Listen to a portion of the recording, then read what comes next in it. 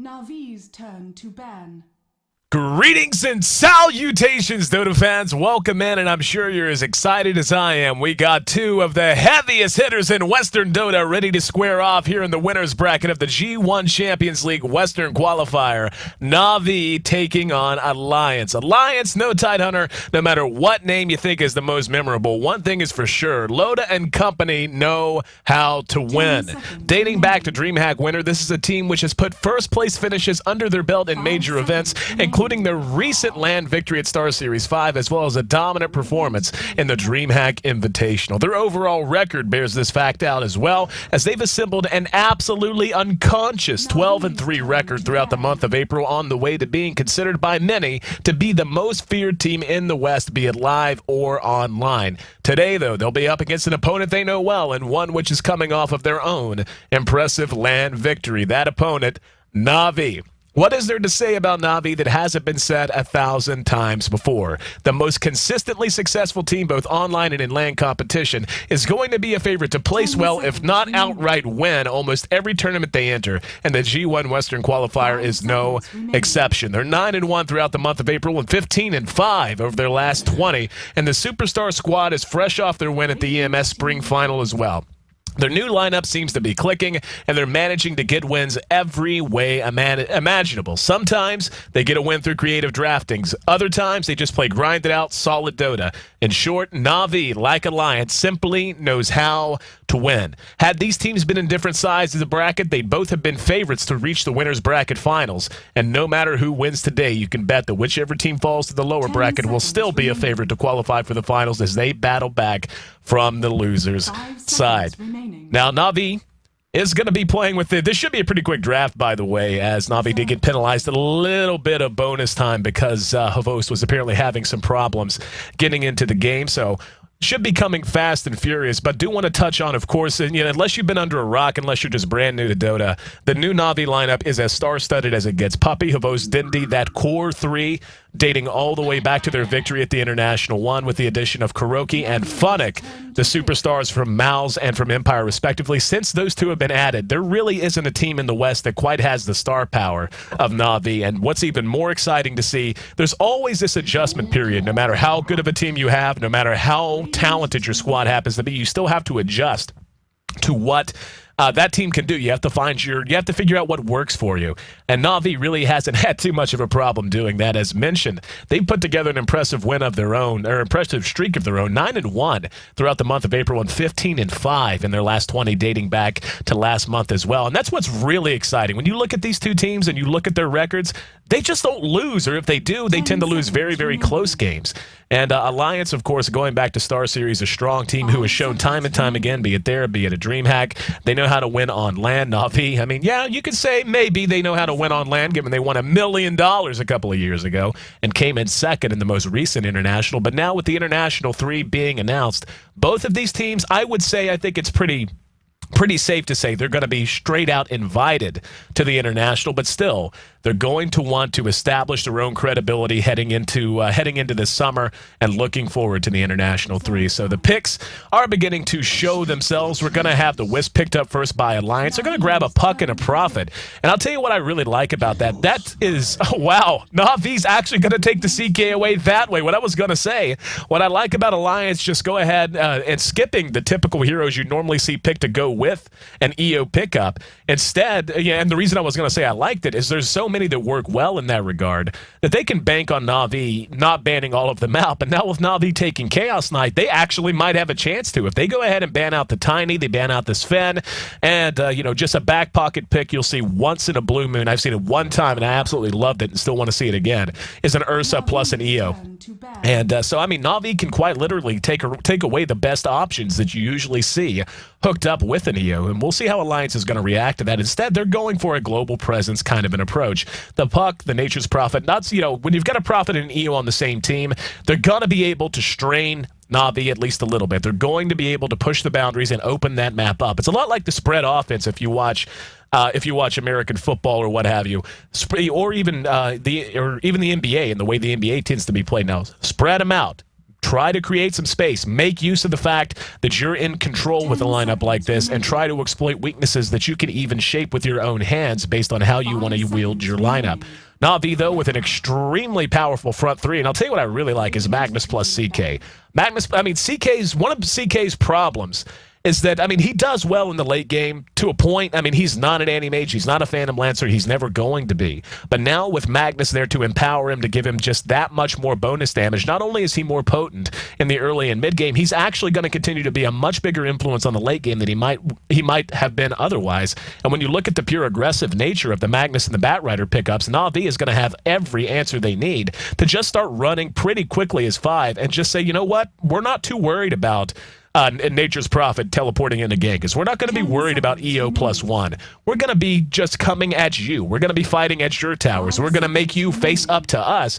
And really, when you look at what they have so far with the Prophet and the Puck in particular, Puck's reach is great, and he can do good damage with Waning Rift. You get damage out of the Dream Coil as well, and so on and so forth. But these are 3 heroes that really do not excel at all in a 5-on-5 situation, at least until later. Prophet, to a point, can become a bit of a force just because of how quickly he farms, the global presence he can have in a number of ways, and he will eventually be able to do some right-click if he wants, or he can get up some very high-utility items like a Scythe of Ice. But Na'Vi actually bans out the Riki. So the Riki, I see that pick, and I go, okay, why would they ban that Riki? I can think of a few reasons. The silence of his cloud is certainly a pain in the ass. I'm going to guess it's just maybe I missed something, but the Riki ban there tells me that I guess they were worried about Riki jumping the CK. And to a point that makes sense.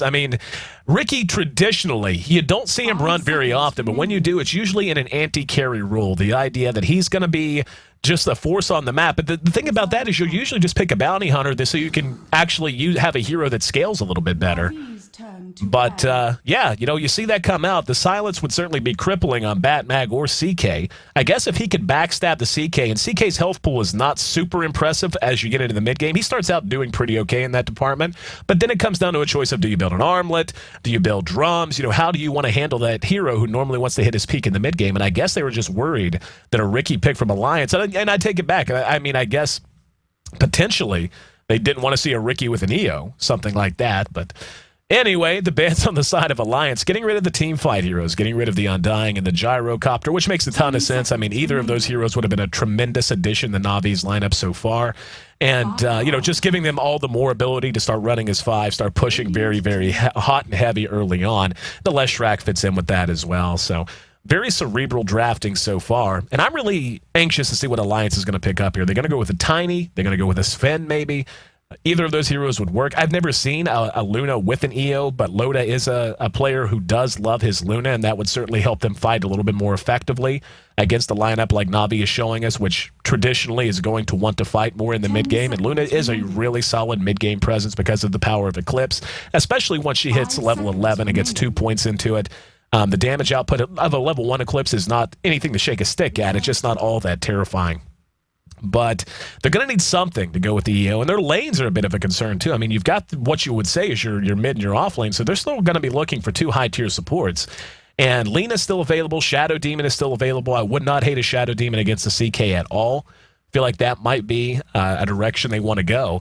But in the end, it all comes down to what their game plan's going to be. And just to be honest, to use a term that my viewership has begun to know me as, right now, Na'Vi just looks more robust. And yeah, they're going to go with Alina. That's fine. Doesn't get a whole lot more stable than that. She's going to give you some solid single-target DPS, but more than anything, she's going to fit into a push-oriented kind of a lineup if that's what you want to play. And that's kind of underestimated on Lina a lot. Dragon Slave and Light Strike Array, once you get your mana pool up and you can just spam those abilities, you really can push pretty quickly. You can add a lot to a push, and you can also have some zone control using the Dragon Slave to just spam some damage out when you're trying to set up a siege of a tower. You can do some free damage with it. It's basically like a less powerful, less ranged Illuminate in a lot of ways. So Jakiro going to be the next pickup from Na'Vi, another really solid early team fight hero. And that's what really jumps out when you look at Na'Vi's current lineup.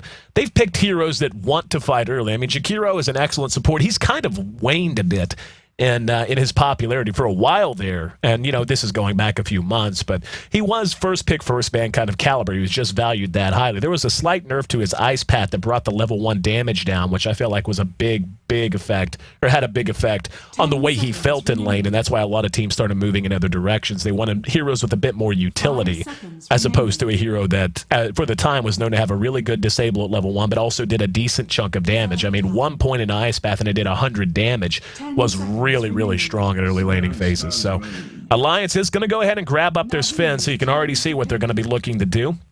Sven, Io, and Lena. Throw out the Stormhammer with Sven since it's a focused target attack, then allow Lena to follow up with the Light Strike Array in here and her combination, then you'll be able to use the EO to chain stun as well.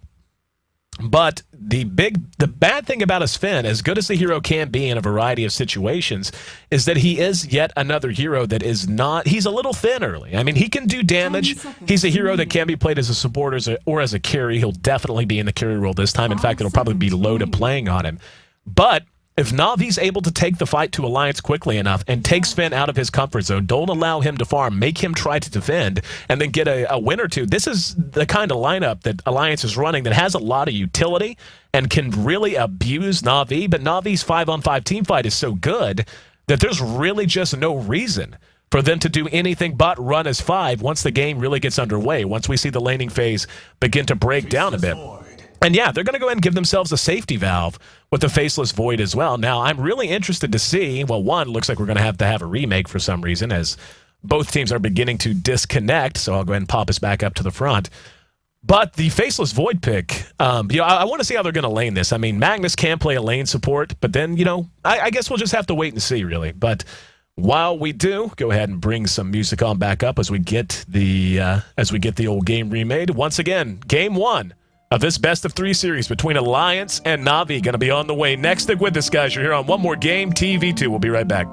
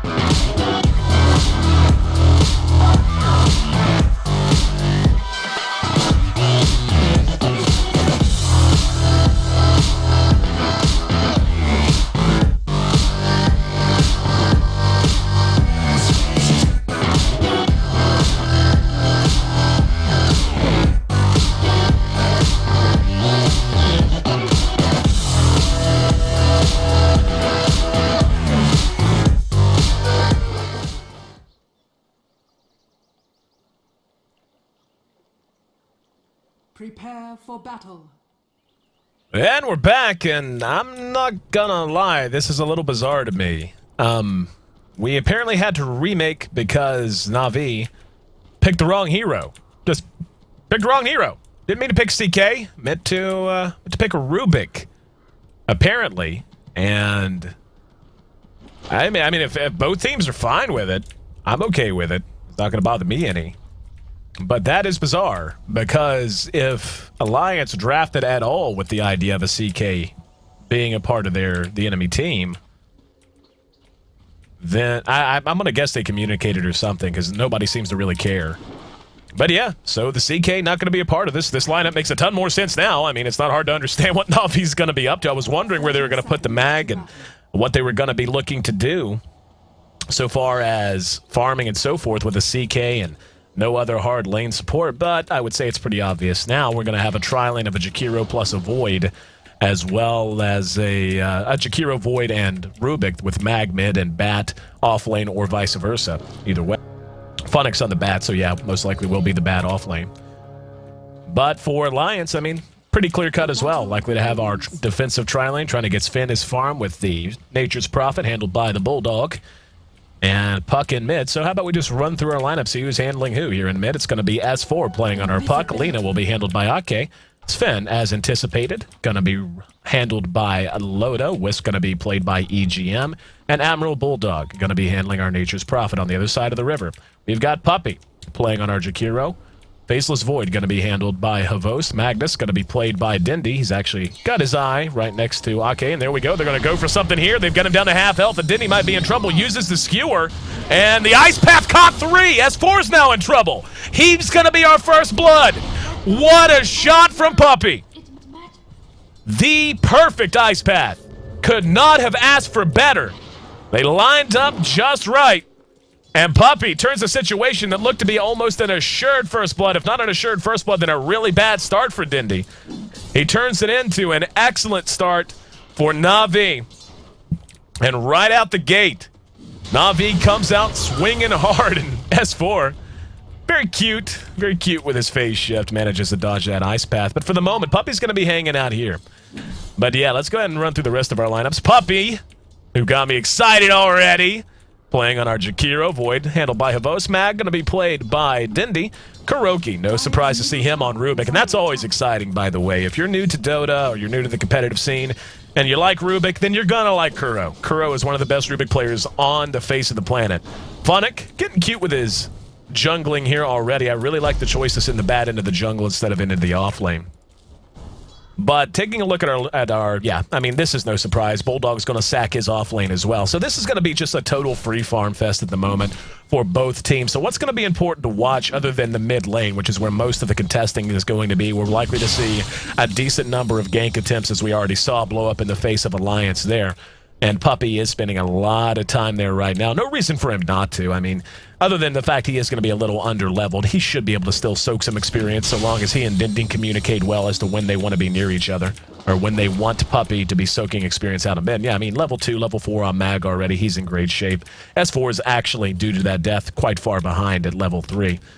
And with Wisp and Lina splitting pull experience, everything should be all quiet for quite some time.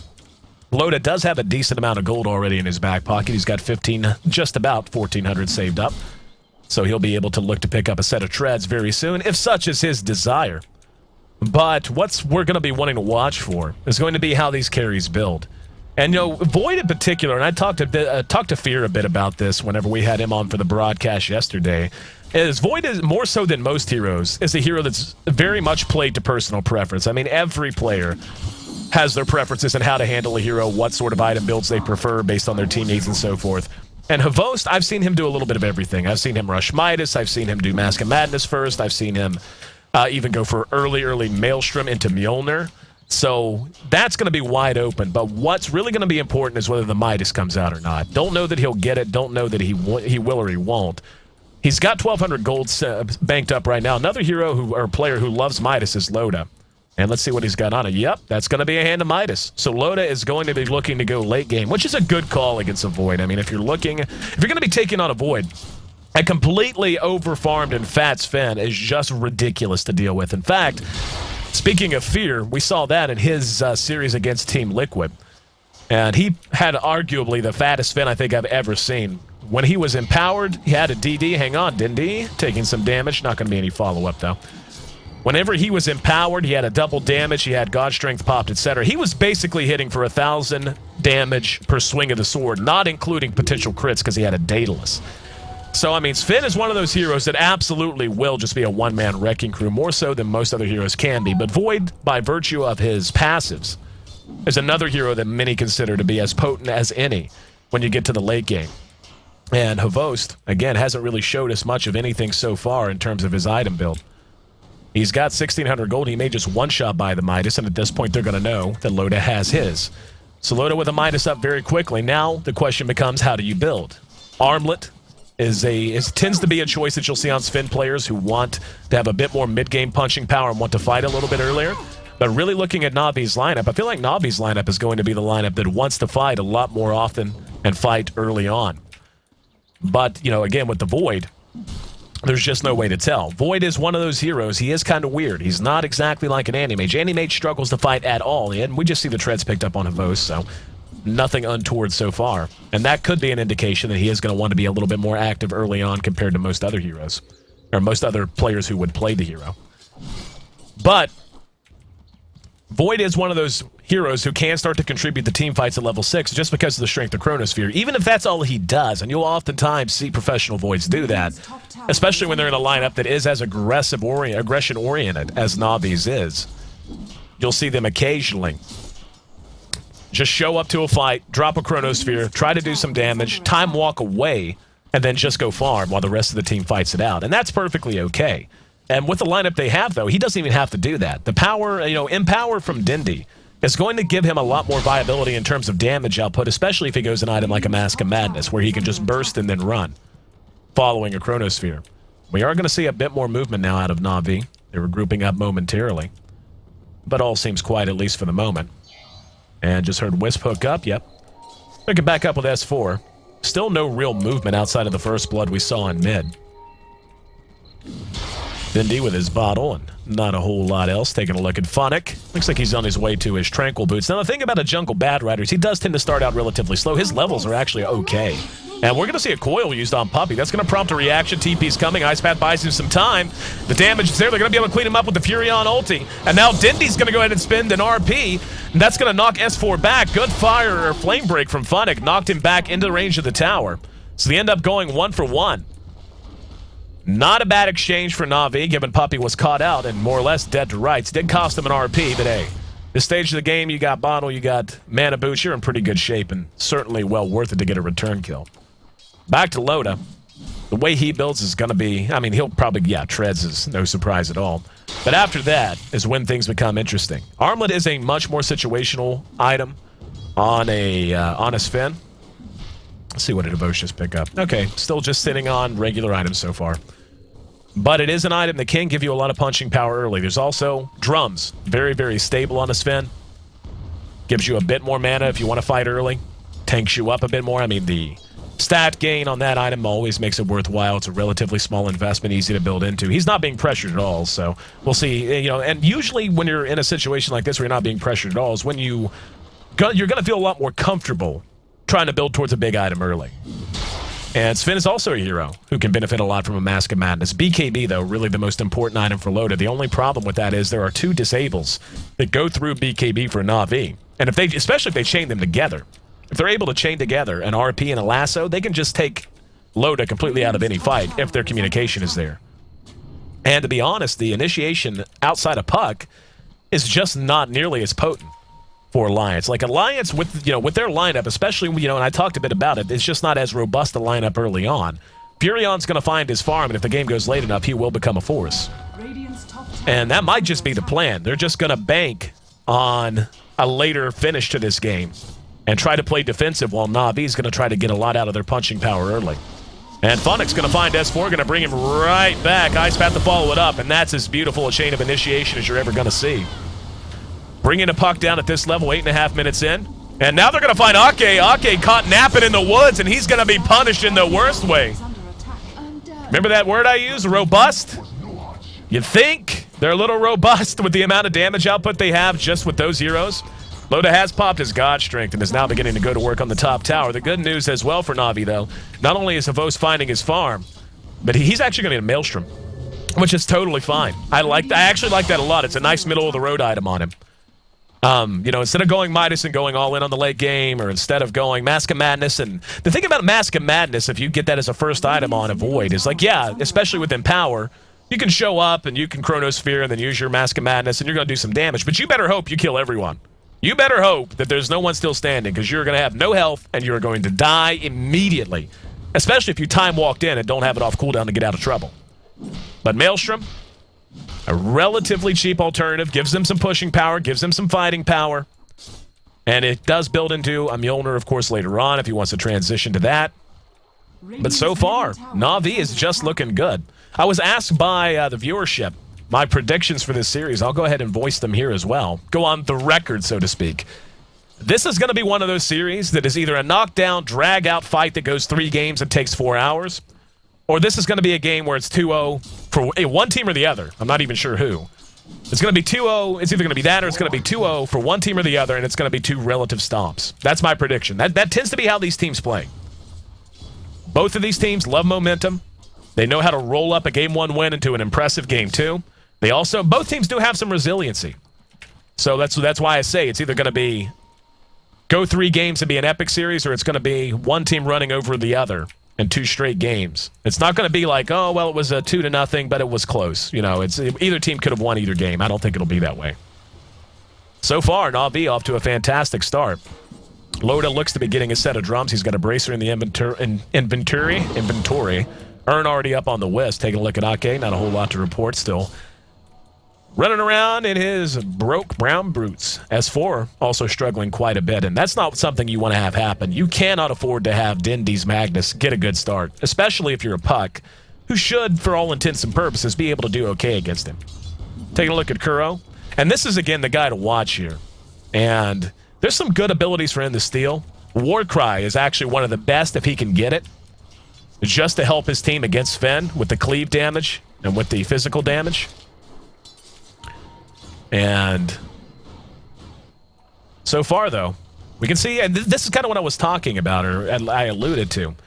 Both of these teams know how to make use of momentum, and if there's any weakness I could lay on either of them, it's not, you know, they can play from behind. Hang on. TP to top, and yep, they're going to go for it on the Bad Rider. Good stun, just in range of auto attacks. No, one more from the Prophet Bulldog, who has a Midas of his own, got the job done with one long-range auto attack.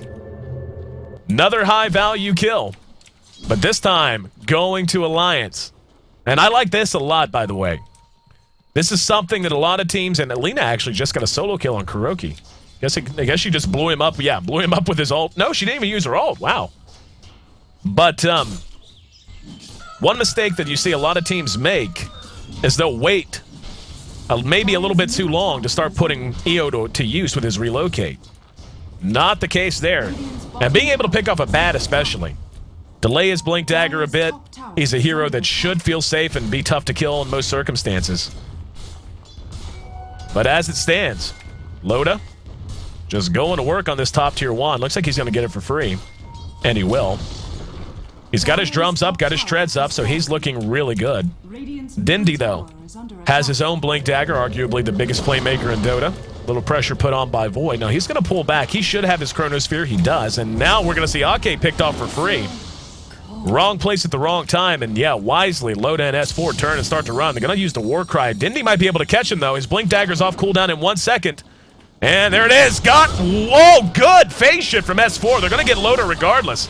By all rights, he should have had both. I'll tell you what, man. S4's reflexes are insane. And now the Chronosphere, though, going to follow up on EGM.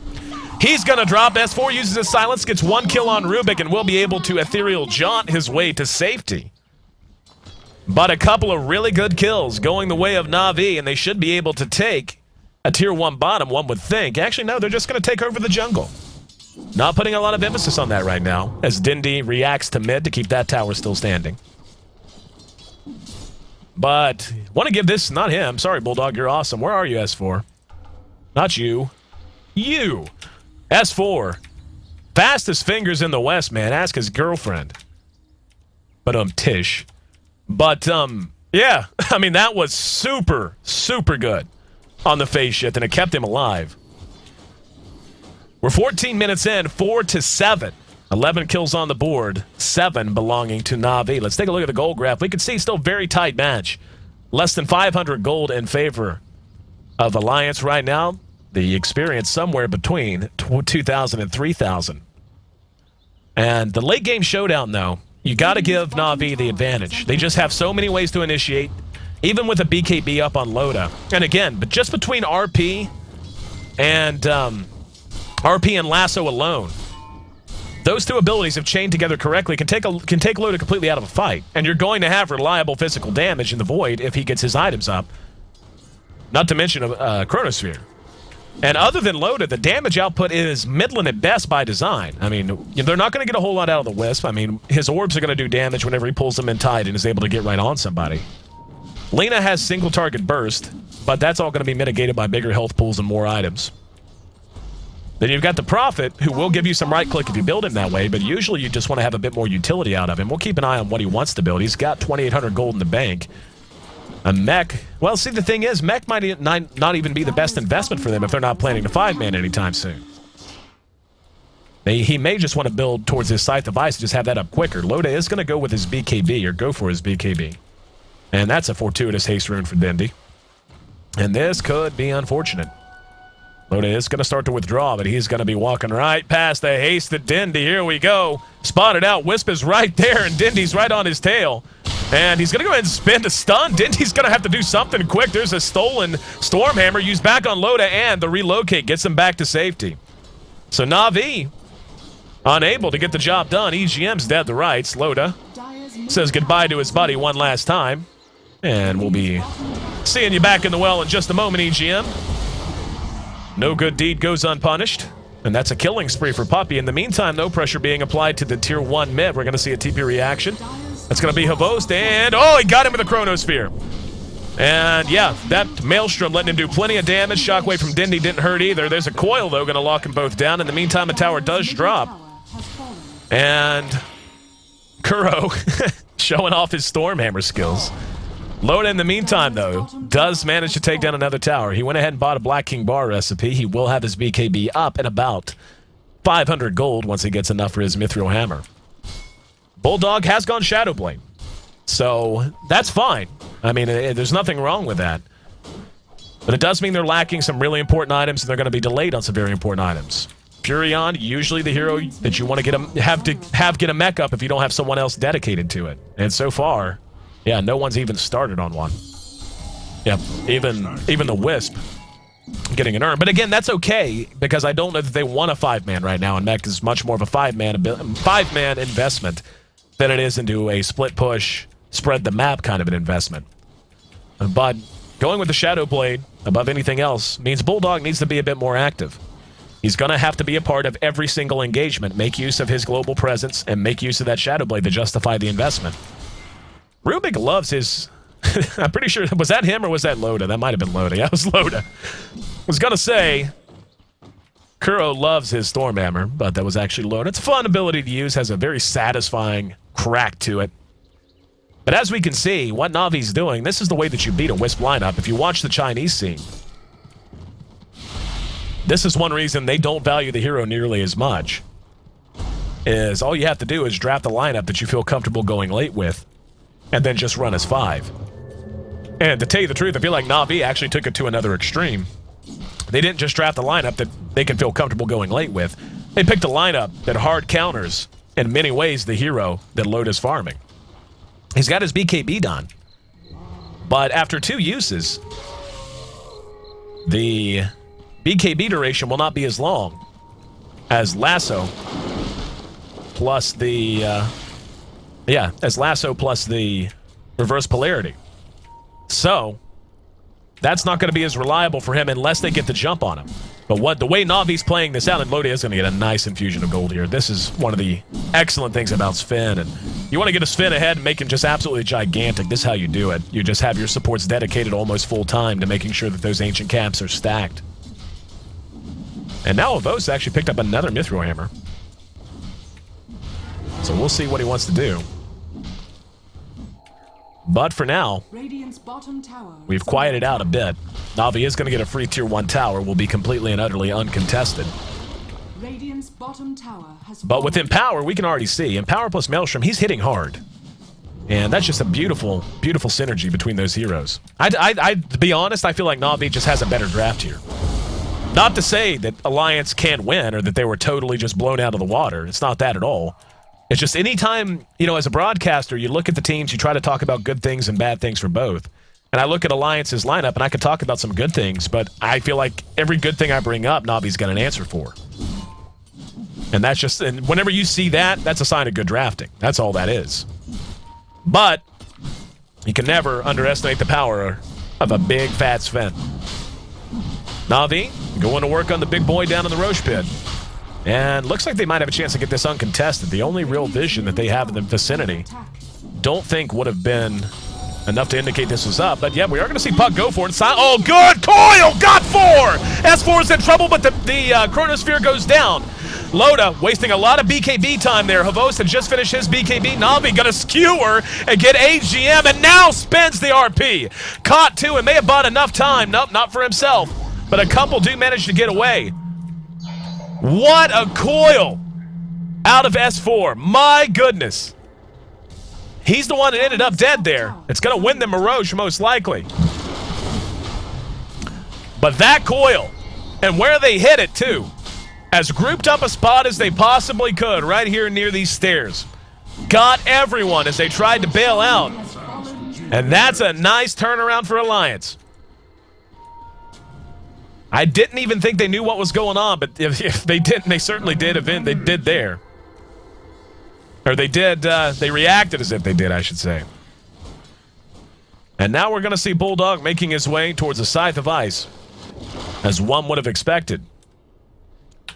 21 minutes in, the gold still very much in favor of Alliance right now. So is the experience. So Na'Vi definitely taking a hit there. And with an Aegis now on Loda, Loda's free to just farm and feel very safe. I mean, he's going to have an Aegis to rely on. He's going to have a Mask of Madness up soon. He's already got his Morbid Mask complete. And for the Void, got the Mithril Hammer on his way to a BKB. There's nothing wrong with that. But really, sometime soon, Alliance is going to have to just feel comfortable starting to Ghost 5. And Na'Vi, I still feel like, has a great lineup to deal with that. But they certainly can't get caught out like they were in the Roche pit. That was just a disaster. And Ake, going to be lassoed, pulled back. And Kuro managed to get Light Strike Array. Not a bad spell to have. In the meantime, Puck manages to deny a tower. And now we'll see if they want to do something off of it. Bulldog is split pushing bottom, putting some pressure onto the tier 2. Back to old Loda. Got 2,300 gold in the bank. And he might... Oh, there's a coil that caught no one. It's a good effort, but the blink a little too quick on Phonic. And really, what I'm waiting to see is what Kuro's going to grab next. Kuro does love his mobility builds on a Rubik. He just hasn't had really the gold to afford it. He is definitely a Blink Dagger on Rubik kind of a guy. And he knows how to make it work for him. He's one of the best you'll see whenever he does get his hands on that. 22 minutes in, 18 kills on the board, 11 belong to Na'Vi, but the gold and the experience very much in favor of Alliance. We're beginning to see that level off a little bit.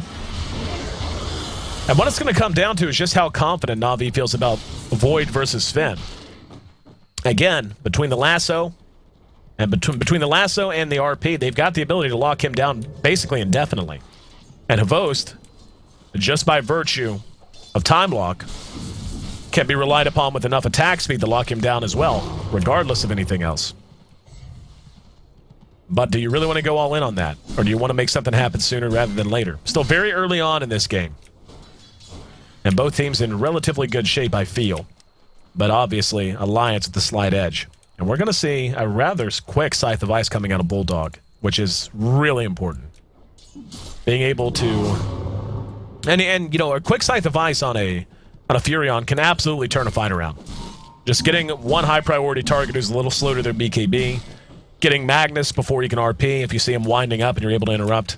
anything like that is enough to just completely disjoint Na'Vi's entire game plan. Back to Avos. He's got 3,000 gold in the bank as well. We'll switch to our net worth tab. We can see Sven and Furion near the top. Sven is atop the board. And Loda's got an eye on Avos. He's going to go ahead and spin a Stormhammer. A little free damage done, but we can just see 2,000 health for Loda compared to the 1,300 on the Void. That's going to prompt an immediate reaction as they suspect Alliance was looking to make something happen in the jungle. They're going to walk right across this entry ward. We can see immediately pinged out. And Na'Vi spotted out. They may still want to fight this. And yeah, there's Loda. And he does manage to pop it. Here comes Phonic looking for a target. Can they get him? And he's going to go ahead and BKB, open up on Kuroki. Another good coil caught too. Kuroki going to be completely blown up. There goes the Chronosphere, but Bulldog's just right-clicking in the death, got time locked, but I don't know that it's going to matter. And we're just going to see him force the time walk away. I heard Laguna Blade go off, and it looks like he blew somebody up. In the meantime, Havost being pursued out and killed off with a Stormhammer, and Alliance is just making it look easy. And really where everything fell apart here for Na'Vi. The gold and the experience was in favor of Alliance to begin with, but I still really like Na'Vi's ability to shut him down, but their initiation chain has just been horrendous. And a big part of that is, of course, S4's play. S4's played some really good Dota here in Game 1. He's been able to land very high priority coils. His silences have been on the money. Mag didn't even get a chance to RP, which is rare once he gets a Blink Dagger. And they're going to go ahead and back out.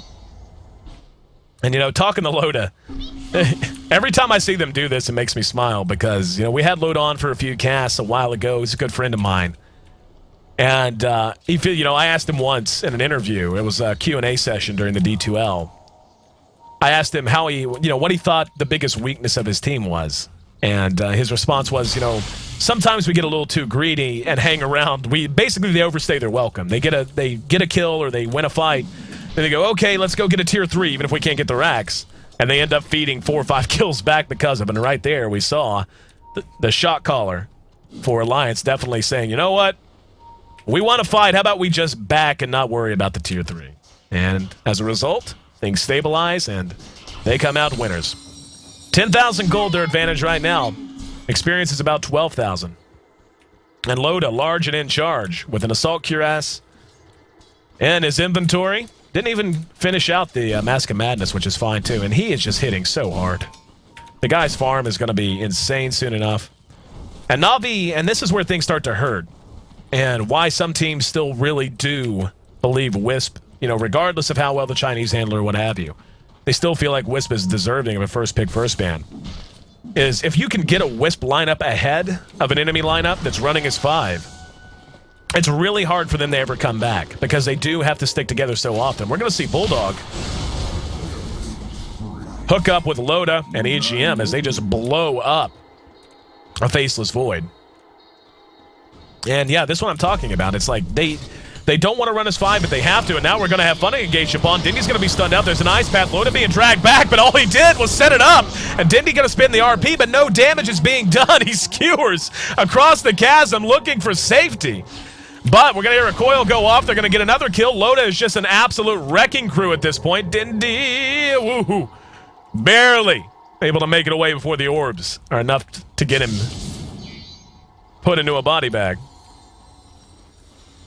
Alliance in utter control of this game now. And yeah, kind of proving the point. You spread out, or you try to play gank Dota. Unless you're getting Loda immediately, there's going to be reactions. They're going to be able to take a fight. And your other option is just to turtle and run as 5. But at that point, you're ceding map control. You're ceding the ability to ever farm your Void. Or at least farm him to max efficiency. And this is just becoming a rout, to be honest. And again, I reiterate my prediction. Said it a while ago. This will either be, you know, let's say that Alliance wins. Then Na'Vi will take a win in Game 2. And then we'll have a crazy Game 3. It'll be either that, or it's going to be a 2-0 stop. It's going to be one or the other. As it is, kill score is close. The gold score and the experience score, not quite. We take a look at the levels. Level 20 for Sven, level 18 for that Prophet. Void is level 16, Mag 14, so on and so forth. But we can see the supports of Na'Vi definitely hurting in that department. Net worth, top 2, belong to Loda and Company. Just about 20,000 net worth for Loda now.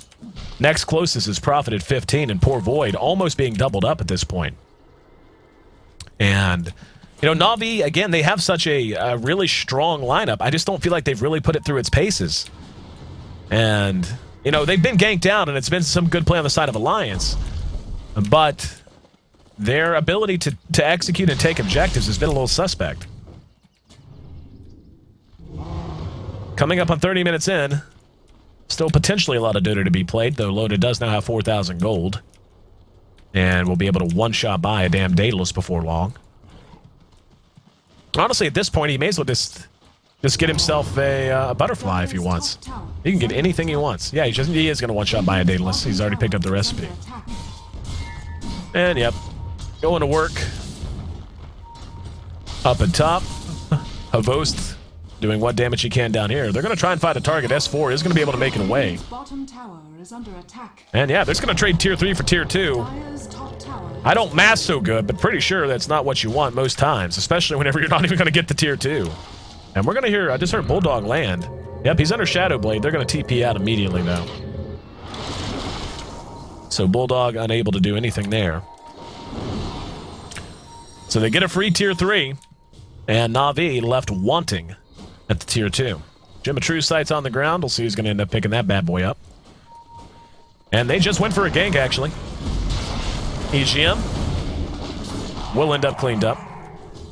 He actually didn't go for a gank, I'm going to guess. I'm not sure what the plan was there, actually. But this game continues to look to be alliances to win or to lose. 20,000 experience in their favor, 15,000 gold. Taking a look at our mag. He got himself a set of drums, opting not to get the magic immunity. And it is going to be a butterfly pickup on the Void, as he has added the Eagle Song to his inventory. About as good an answer as you're going to find to his Finn. Shakiro, still in search of that mech, has the headdress at the very least. Bad Rider has picked up a 4-staff. I mean, so they're not completely anemic here. You know, they've got some items. And for it to be 30 and how far behind they are by most of the graphs, they're not in bad shape. But when you have Bulldog with 4,500 gold in the bank, Loda just bought a Daedalus if he...